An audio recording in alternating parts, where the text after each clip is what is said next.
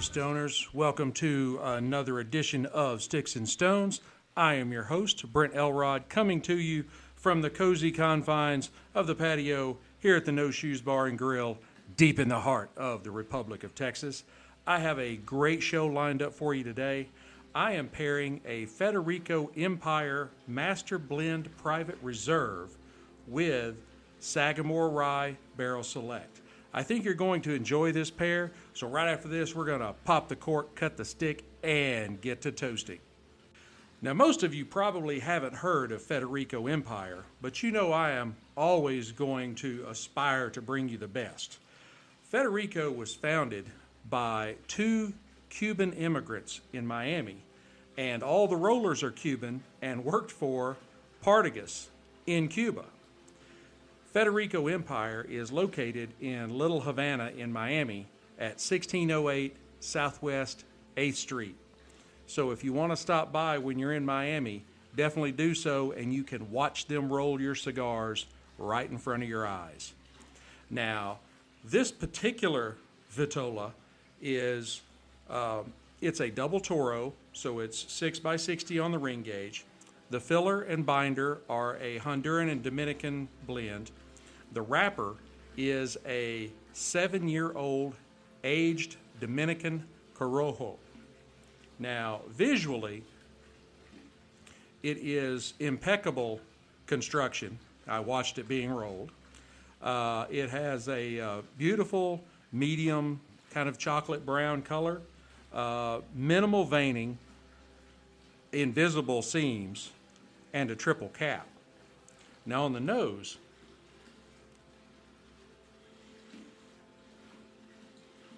it has a very simple profile to it. I get leather and earth and maybe something along the lines of a kind of a wet hay. And that's just about it. It has a really great aroma to it, but it is very simple. Let's give it a cut, test out the cold draw.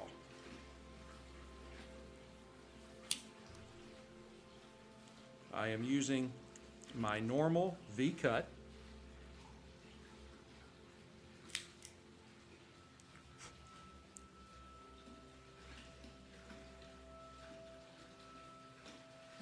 Now, on the cold draw, it's a little on the tight side of, I guess you'd say, a medium cold draw. It's not super easy, but by the same token, it's not super tight. It's got a really just kind of a very, again, just like the nose, kind of a simple cold draw profile. I get like something along the lines of raisins or maybe yogurt covered raisins. There's just a hint of sweet to it. Not much, but just enough to make it attractive. Other than that, I get a little bit of wood and a little bit of leather. Now, Sagamore Rye has been showing up more and more in my Instagram feed. It's really starting to make the rounds. I actually attended a tasting event at the Cowboy Club here about 2 months ago, and that's where I really got to talk to one of the owners. I got to sample all their products, and it is a really, really good spirit. This particular offering is their Barrel Select Rye that is aged for 7 years. It is distilled as it's a rye whiskey in Indiana and Maryland. It is 55% alcohol by volume, so it is a very hefty 110 proof. The blend, I mean, the mash bill is a blend where they're taking rye whiskey that was blended at different levels of rye content and then pairing those together. Some as high as more than 90% rye and some as low as in the low 50%. So the average is about 73% rye, with the remainder being made up of corn and malted barley. And it is aged in virgin American white oak barrels. Let's go ahead and pop the cork. Wonderful sound.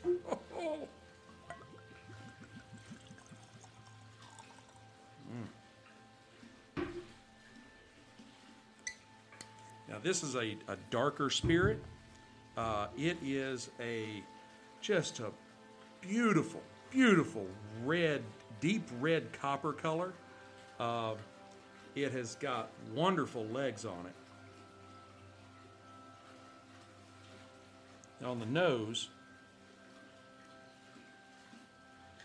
for it to be 110 proof, I get a little bit of alcohol in the nose, not a lot. It may sneak up on you. And I pick up berries or maybe some dried cherries. There's kind of a mapley sweetness on the nose.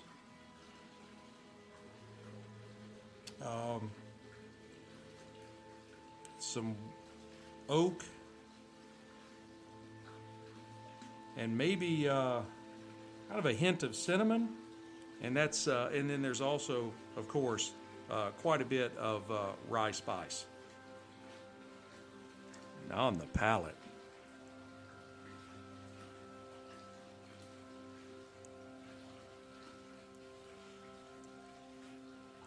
Okay, that is definitely 110 proof.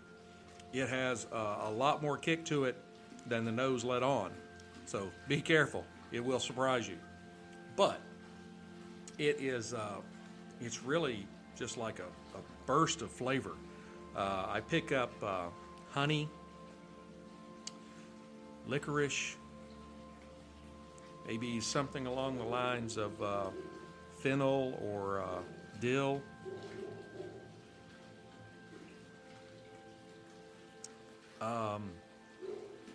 There's some peppermint, maybe some orange peel,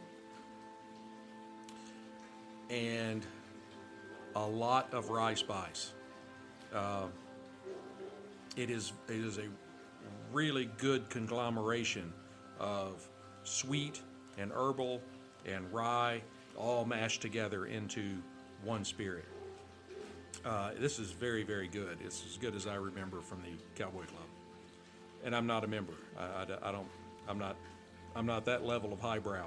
I have another drink. I'm the level of highbrow that knows somebody that's a member of the Cowboy Club. So let's go ahead and fire up this stick, see what it has to offer.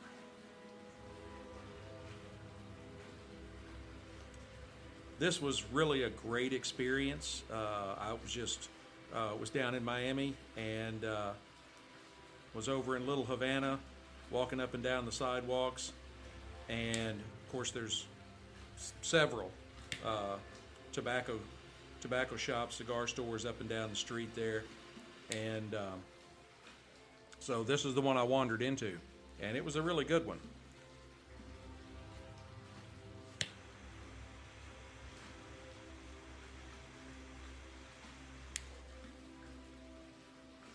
Just to stand there and watch the ladies roll these in front of you was really a great experience. I've seen somebody roll before in Costa Rica, but these ladies are just, they are top-notch pros.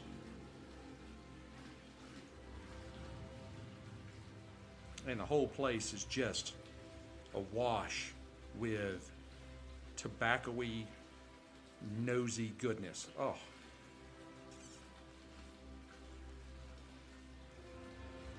All right. Now on the palate, I'm getting kind of a really like rich, bold, spicy flavored.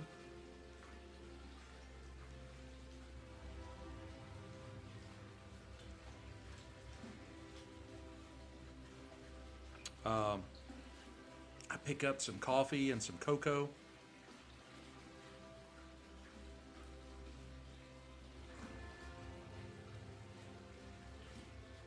And a little bit of cinnamon.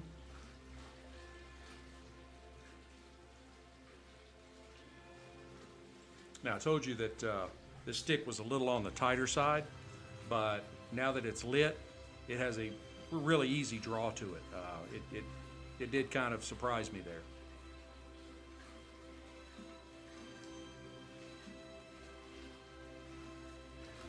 It's a really good cigar. Now let's try them together.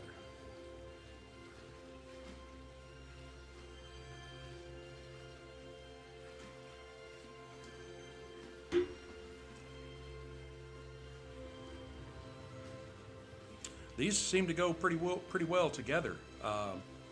You're getting, you know, some of the kind of cocoa sweetness and cinnamon that is marrying together with the honey and kind of the dried citrus in the Sagamore. I'm going to see how this goes. They do go really well together, but I'm wondering if the Sagamore is going to overpower the cigar because it is such a high proof.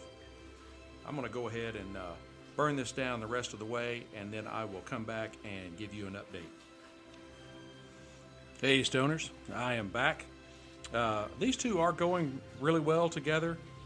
Rye is a spicy spirit, and this Sagamore has plenty of spice, but it is kind of tempered with the notes of honey and peppermint and citrus.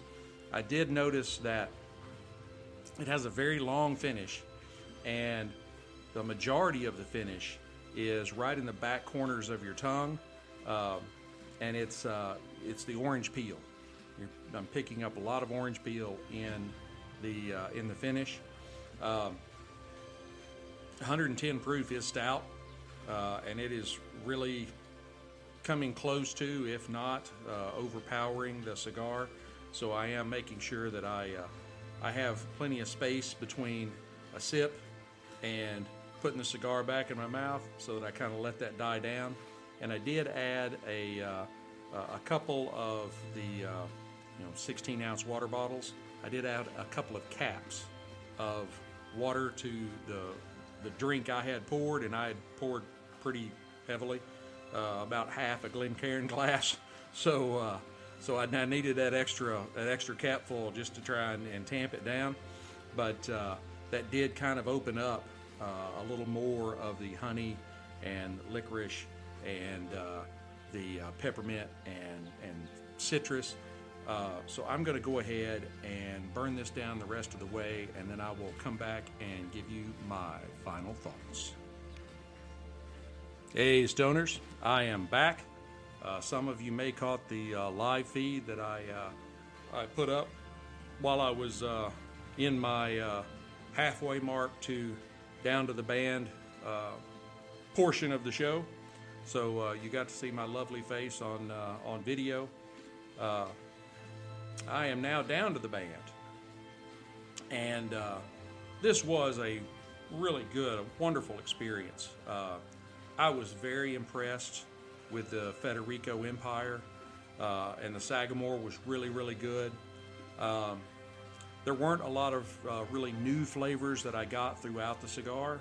It just kind of stayed rock solid with that spice, cocoa, coffee, cinnamon. The Sagamore had the a heavy amount of rye spice, but also layered in wonderful flavors of honey and licorice, peppermint, and a little orange peel.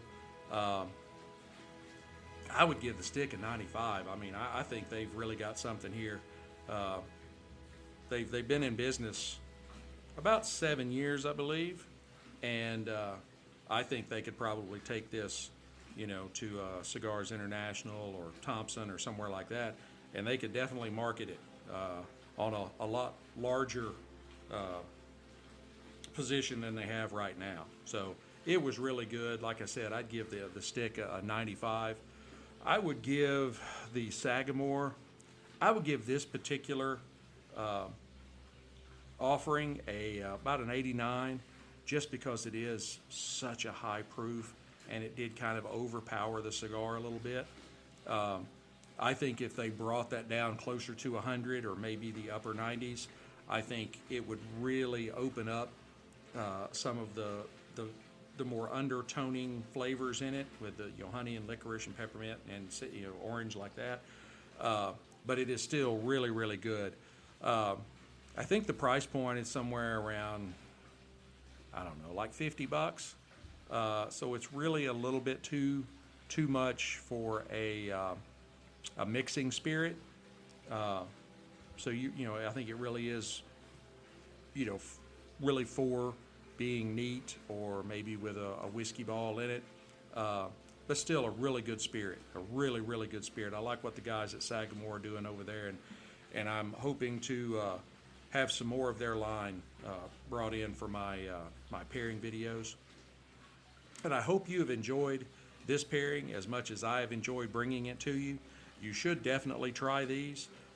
Be sure to hit like, subscribe, share, notified, keep up when I drop new content. Look for me, no matter where you're listening to me now. Be sure to look for me on other platforms. I've really been doing well on Pandora. I've only been on there about 6 weeks, 8 weeks, something like that. And I'm already doing better there than I am at some of the other places I've been at longer. But I'm also available on Amazon Music, Apple Podcasts, Google Podcasts, Spotify, iHeartRadio Podcast. You can find me all over. Leave me comments. Let me know what you think about the show, about this pairing, anything you'd like to see paired. I'd love to hear from you. But until next time, keep your sticks dry, your stones cold, and have a great day.